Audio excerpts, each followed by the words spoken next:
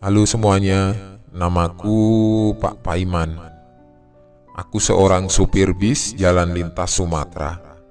Banyak pengalaman aneh dan menyeramkan yang pernah aku rasakan dalam menjalani profesi ini. Salah satunya yang akan aku ceritakan. Bis ini aku pacu dengan kecepatan sedang menembus pekat gelapnya sisi kota. Aku melihat spion dalam. Hanya tinggal beberapa penumpang saja yang tersisa. Sementara Yanto masih dalam posisi yang sama dari beberapa saat lalu, berdiri diam di samping pintu keluar bagian depan. Lampu di dalam bis kami biarkan dalam keadaan mati. Memang biasanya seperti ini. Keadaan menjadi gelap, hanya kilatan cahaya dari luar yang membantu penerangan. Jalur lintas Sumatera ini menjadi jalur yang sudah kami arungi selama nyaris 5 tahun terakhir. Tapi walaupun begitu, aku tetap saja merasakan sedikit was-was setiap kali melintasi banyak bagiannya. Memang, beberapa kota besar maupun kecil kami lewati dalam perjalanan. Namun, hutan lebat belantara menjadi porsi pemandangan lebih banyak. Dengan kondisi jalan berkelok, menanjak, dan menurun membelah lembah perbukitan.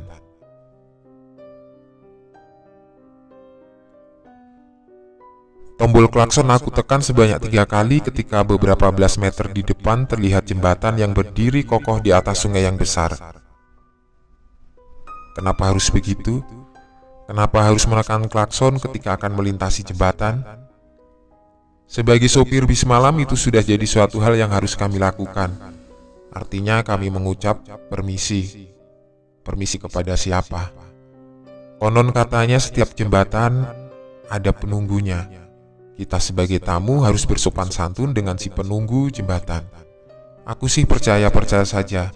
Intinya aku tidak mau kalau nantinya akan terjadi apa-apa kalau sampai tidak membunyikan klakson.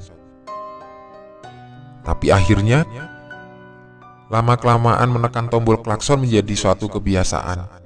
Karena beberapa kali aku dan Yanto melihat dan mengalami kejadian ketika sedang melintasi salah satu jembatan besar di perjalanan.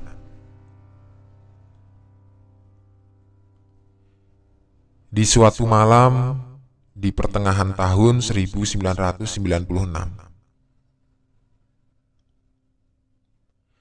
Ngantuk kamu, Tok? Tanyaku kepada Yanto yang berdiri di samping pintu depan. Enggak, Bang. Tadi kan sudah minum kopi. Abang ngantuk nggak? Mau gantian? Jawabnya diakhiri dengan pertanyaan.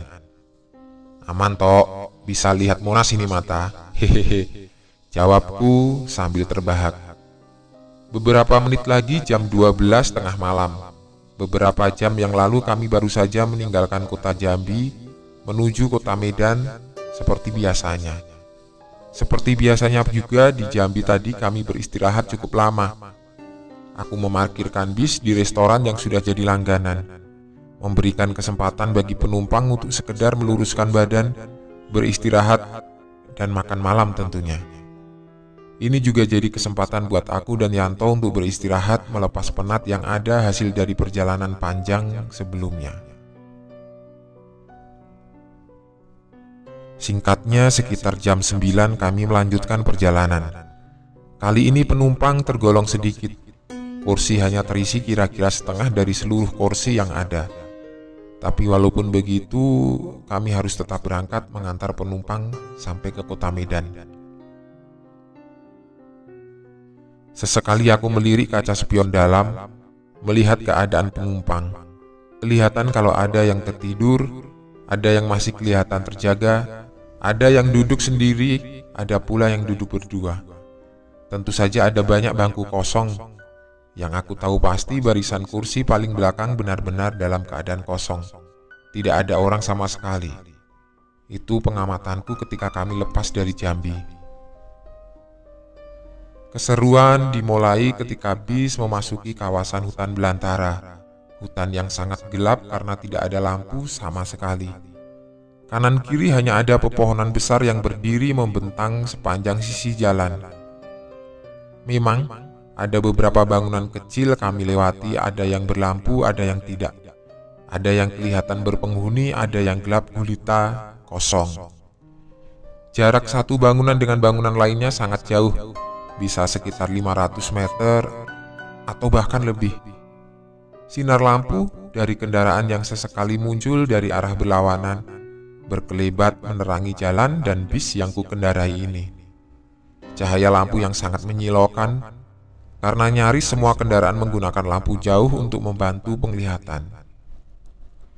Biasanya kalau sedang melintasi wilayah hutan seperti ini, kami yang sebelumnya merasa lelah dan mengantuk akan segar seketika. Ketegangan akan suasana sepi dan sedikit mencekam mendorong adrenalin ke titik atas, membuat mata dan pikiran jadi terjaga penuh. Belum lagi jalan yang berbelok ke kanan dan ke kiri, menanjak dan menurun, membelah hutan dan perbukitan, membuatku terpaksa harus berkonsentrasi penuh memegang kendali kendaraan. Walaupun injakan pedal gas tidak terlalu dalam, yang menjadikan laju mobil juga tidak terlalu cepat, tetap saja aku harus fokus menatap gelaran jalan beraspal yang sesekali berlubang. "Hati-hati bang, di bawah sudah jembatan asem." Suara Yanto memecah kesunyian, sedikit mengagetkanku yang sedang berkonsentrasi penuh. "Iya toh," jawabku pendek. "Benar kata Yanto, kami sudah nyaris sampai di jembatan asem. Satu jembatan besar berkonstruksi besi dan beton, salah satu jembatan tua yang melintas di atas sungai besar. Kami menyebutnya jembatan asem karena ada satu pohon asem besar dan rindang yang berdiri kokoh di ujungnya. Pohon ini jadi seperti batas wilayah jembatan pada salah satu sisinya. Jalan menuju jembatan asem ini juga cukup menyeramkan. Sekitar 500 meter sebelumnya kami akan tiba di tempat seperti dataran tinggi. Dari tempat tinggi ini akan terlihat jalan menurun tajam menuju jembatan asem. Sebelum sampai jembatan, jalanan menukik menurun tajam sepanjang kira-kira 500 meter. Berbelok 2-3 kali ke kanan dan ke kiri baru kemudian sampai di jembatan asem. Jadi jembatan ini letaknya di bagian bawah satu lembah yang dalam. Jalanan akan menanjak tajam lagi setelah melewatinya. Banyak cerita seram yang beredar di sini, ada pula cerita sedih tentang banyak kecelakaan yang pernah terjadi. Banyak kendaraan yang gagal melewati jembatan dengan selamat, ada yang masuk ke dalam sungai, ada yang menabrak tebing. Beberapa di antara kecelakaan itu katanya disebabkan rem kendaraan yang tidak bekerja dengan semestinya. Banyak juga kecelakaan yang tidak memiliki sebab jelas. Begitulah.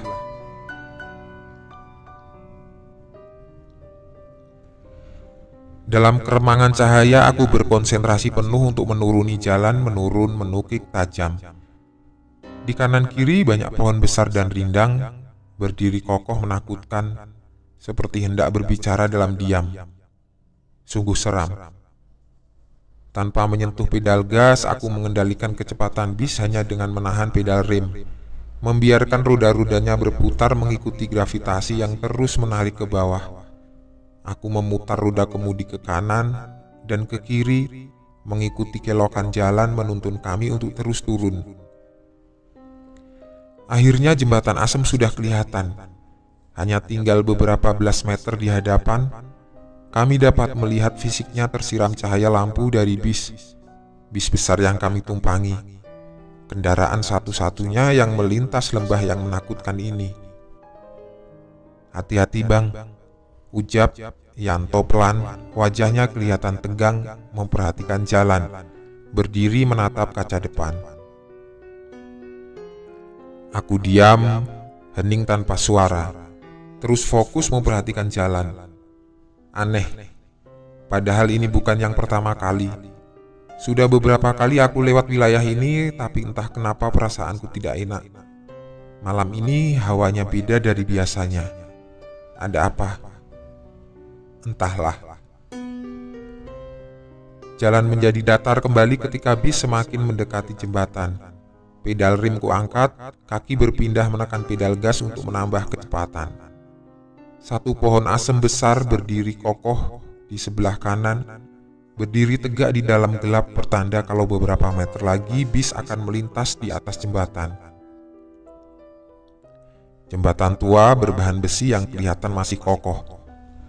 Ketika jalan mulai datar inilah ada kejadian aneh. Kejadian yang hanya sekelebat, hanya beberapa detik.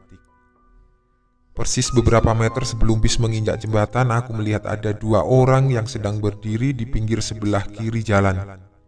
Berdiri dalam gelap, karena memang tidak ada lampu jalan atau penerangan lain. Cahaya hanya bersumber dari lampu bis ini. Aku yakin itu orang, laki-laki dan perempuan yang berdiri berdampingan, berdiri diam menghadap ke seberang. "Kamu lihat toh?" tanyaku kepada Yanto untuk memastikan. "Lihat bang, 2 orang kan? Ngapain mereka tengah malam di tempat itu ya?" jawab Yanto dengan logat Medan kentalnya. Lega aku mendengarnya. Berarti bukan hanya aku yang melihat mereka. Tapi beberapa detik setelah percakapan singkat itu, ada sesuatu yang terjadi. Entah apa penyebabnya, mesin bis tiba-tiba mati. Sontak aku langsung menginjak rem mengendalikan bis untuk menepi. Syukurlah aku dapat menepikan kendaraan dengan mulus, karena memang tidak terlalu cepat juga lajunya. "Ada apa bang?" tanya Yanto penasaran. "Gak tahu ini, gak ada hujan, gak ada angin, kok tiba-tiba mesin mati," jawabku ketika bis sudah benar-benar berhenti. Di tengah jembatan besar ini, tengah malam, sepi, kami berhenti. Ada yang aneh ketika aku melihat ke belakang ketika hendak melihat keadaan penumpang. Ternyata seluruh penumpang masih dalam keadaan tidur. Sama sekali tidak ada yang terbangun karena kejadian ini. Semuanya tidur. Baguslah, pikirku dalam hati. Jadi kami bisa mencari tahu penyebab mesin mati dan juga memperbaikinya dengan tenang tanpa ada gangguan. "Aku cek mesinnya bang." Dengan sigap, Yanto langsung membuka pintu dan turun dari bis. Sementara aku masih penasaran, lantas mencoba memutar kunci sekali lagi, tapi tetap saja belum membuahkan hasil. Mesin tidak juga mau menyala. Melirik kaca spion luar sebelah kiri dan kanan berniat untuk melihat keadaan Yanto di luar, apa yang sedang dia lakukan. Namun tanpa hasil. Pekatnya gelap membutakan penglihatan. Aku tidak bisa melihat apa-apa. Yanto sama sekali tidak kelihatan. Ya sudah, lalu aku memutuskan untuk keluar mobil juga. Sebelum membuka pintu, beberapa detik aku menengok ke belakang sekali lagi ingin memeriksa keadaan penumpang. Belum berubah. Penumpang yang jumlahnya tidak banyak itu tetap dalam posisinya, tertidur lelap. Udara dingin menusuk tulang, angin bergerak menampar pelan wajah dan tubuh ketika kaki sudah menginjak aspal kasar jalanan. Perlahan aku menutup pintu menghindari gaduh suara yang bisa membangunkan. Di tengah malam ini sama sekali tidak ada kendaraan selain kami. Sama sekali tidak ada kendaraan yang melintas di jalan ini, di jembatan ini. Langkah kakiku yang sedang berjalan menuju belakang bis menjadi suara satu-satunya suara yang terdengar. Sepi, hening. Akhirnya aku sampai di belakang bis, tempat di mana mesin mobil berada. Aku melihat pintu mesin dalam keadaan terbuka, tapi tidak ada Yanto. Kemana Yanto? Kok nggak kelihatan? Saat itulah aku lantas melihat sekeliling mencari keberadaannya. Tidak lama terlihat ada kilatan lampu senter beberapa puluh meter di belakang bis. Aku yakin kalau ada yang memegang lampu senter, itu adalah Yanto. Karena tidak ada siapa-siapa lagi. Benar, itu Yanto. Walaupun dalam posisi membelakangi, aku bisa mengenali dari postur dan cara berjalannya. "Tok, mau kemana kamu?" Setengah berteriak aku memanggilnya. Jarak kami sekitar 30 meter. Yanto sepertinya sudah hampir sampai di ujung jembatan. Dia sudah sangat dekat dengan 2 orang yang sedang berdiri di pinggir jalan. Dibantu kilatan sinar lampu senter dan serpihan cahaya langit, aku juga dapat melihat mereka sekilas. Ya, 2 orang yang kami lihat tadi sesaat sebelum melintas jembatan. Ternyata mereka masih berdiri di tempatnya, berdiri diam, tapi tidak lagi menghadap ke seberang jalan. Kali ini mereka menghadap Yanto, menghadap kami. Mendengar teriakanku, Yanto menghentikan langkahnya. "Jemput penumpang, Bang." Begitu jawabnya setengah berteriak juga. Saat itulah tiba-tiba perasaanku jadi tidak enak. Di tengah hutan, tidak ada rumah, apalagi perkampungan. Tengah malam kok bisa ada orang yang berdiri di pinggir jalan. Perasaanku sangat tidak enak. Bergegas aku berlari kecil mendekat ke tempat Yanto berdiri. "Sudah, Tok, gak usah dekati mereka. Ayo kembali ke bis saja. Kita coba memperbaiki mesinnya," ucapku ketika sudah berada di hadapan Yanto. "Iya, Bang," jawab Yanto pelan. Sepertinya dia mengerti gelagatku. Lalu kami berjalan menuju bis. Sesampainya di belakang bis, Yanto mulai coba memeriksa mesin, mencari tahu penyebab kenapa tiba-tiba mogok. Sementara aku memegang lampu senter mengarahkan cahayanya kemana Yanto mau. Sekitar 10 menit sudah berlalu. "Kayaknya tidak ada yang rusak, Bang. Semuanya bagus." "Kenapa ya?" Begitu kata Yanto dengan mimik kebingungan. "Aku coba menyalakan lagi saja ya, siapa tahu sudah bisa," aku bilang begitu. Yanto mengangguk setuju. Tapi sebelum melangkahkan kaki ke depan ke ruang kemudi, rasa penasaran memaksaku untuk mengarahkan lampu senter ke tempat di mana dua orang misterius tadi berada. Dua orang yang tadinya akan dijemput oleh Yanto. Dua orang yang berdiri di ujung jembatan. Memicingkan mata untuk memperjelas penglihatan menembus gelap. Kami melihat kalau ternyata mereka sudah tidak ada di tempatnya lagi. Menghilang. Aku dan Yanto saling berpandangan tanpa bicara, tapi kami tahu apa yang ada di dalam benak masing-masing. "Kamu tunggu di sini, aku ke depan menyalakan mesin. Kalau mesin menyala, kamu langsung ke depan." Sekali lagi Yanto mengangguk pelan. Setelah duduk di atas kursi pengemudi, aku langsung memutar anak kunci. Mesin hidup tanpa kendala, menyala normal seperti sedia kala. Senang dan lega hati ini. Tidak lama kemudian Yanto masuk ke dalam bis. Segeralah aku menginjak pedal gas menjalankan kendaraan, melintasi jembatan, melewati, dan meninggalkannya tanpa halangan. Setelah jembatan, jalanan kembali menanjak agak tinggi. Menikung cukup tajam ke kanan dan ke kiri, gelap masih menyelimuti.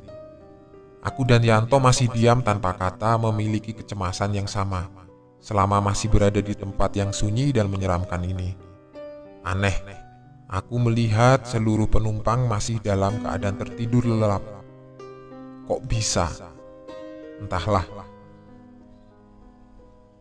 Sekitar 10 menit menjauh dari jembatan, barulah terlihat 1-2 mobil yang datang melintas dari arah berlawanan, setelah sebelumnya sama sekali tidak ada kendaraan selain kami. Sinar lampu dari kendaraan yang datang dari arah berlawanan ini memberikan efek cahaya yang sekelebat menerangi isi dalam bis kami. Di saat inilah, beberapa kali aku perhatikan Yanto menoleh ke arah bagian belakang bis, ke arah kursi paling belakang. Setelah menoleh dan kembali melihat ke depan, wajahnya langsung kelihatan cemas, gusar, ketakutan. "Ada apa, Tok?" tanyaku penasaran. "Ada penumpang baru di belakang, Bang." Setengah berbisik, Yanto mengucap kalimat itu. "Penumpang baru? Kapan naiknya?" Lantas aku coba melihat ke belakang, melihat melalui spion dalam. Gelap. Aku sama sekali tidak bisa melihat apa-apa. "Coba nyalakan lampu belakang, Tok." Rasa penasaran yang membuatku memunculkan ide itu. "Yakin, Bang?" tanya Yanto masih dengan suara setengah berbisik. "Iya," jawabku. Tangan kanan Yanto menuju tombol lampu kabin bagian belakang, coba memberikan penerangan agar aku dapat melihat situasi. Akhirnya lampu menyala walaupun redup.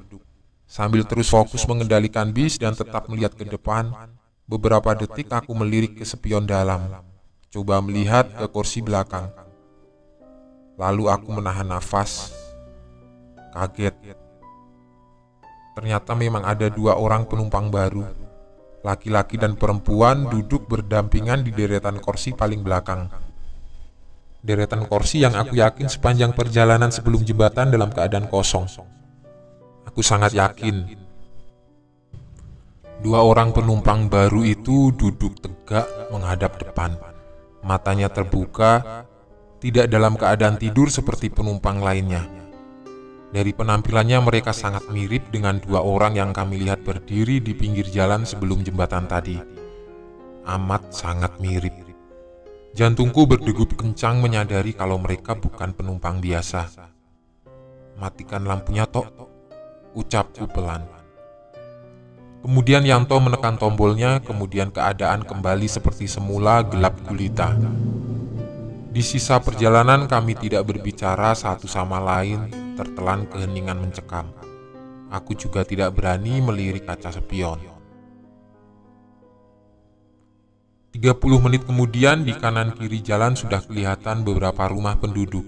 Sepertinya sebentar lagi kami akan memasuki kota kecil. "Pak, kalau ada pom bensin berhenti dulu sebentar ya, saya harus ke toilet."